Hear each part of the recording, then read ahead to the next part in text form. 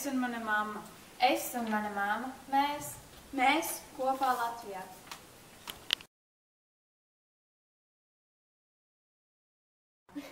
Es ļoti abrīnoju savu mammu.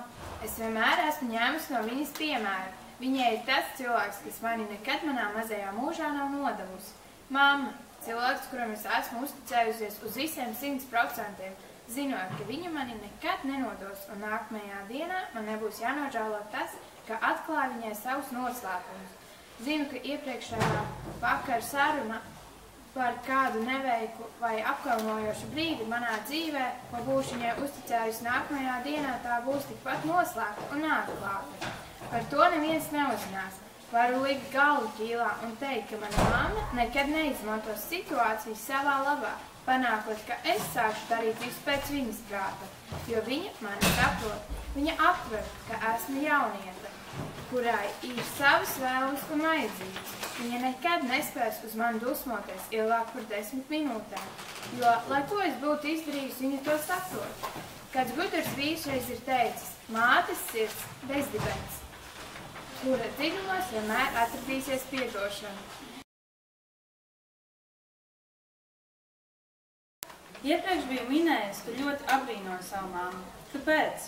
Šeit es varētu rakstīt un rakstīt. Viņa ir vientuļa māte, kur ir izaudzinājusi un vēl joprojām audzina 3 pasakainus bērnus. Viņa ir gājusi cauri ļoti smagiem brīžiem, bet viņa cīnās. Mammas dzīvē ir bijuši brīži, kad negrib ne runāt, ne smaidīt. Bet viņa atrod cerību. Lai arī reizēm šī cerība ir ļoti maza, viņa atrod iemeslu, lai pasmaidītu un dzīvot uz priekšu.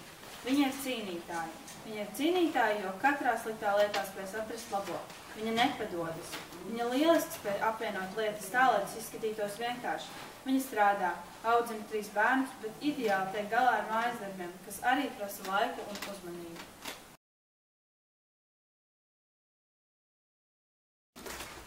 Nemaz nerunājiet par viņas sirdi. Mammas sirdī neizmērams lielums. Viņai nekad nebūs vienalga. Pirms kāds no mums viņas bērniem pametīs māju. Viņa pārliecināsies, vai esam saģērbušies atbilstoši, vai nenosalst vai nepārkārst.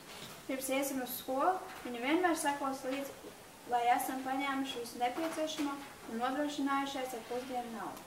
Neviena valoda nespēja izteikt to spēku, skaistumu un varonību, kas piemīt mātes sirdī. Šos vārdus ir dzirdēju kādā filmā. Mana mamma ir mans varonis. Novēlu visiem neaizmirst par to, ka mamma mums ir tikai viena un neaizstājama. Viņa būs tā, kura mūs mīlēs un nekad nepametīs, lai kādus nedarbus mēs būtu sastrādājuši.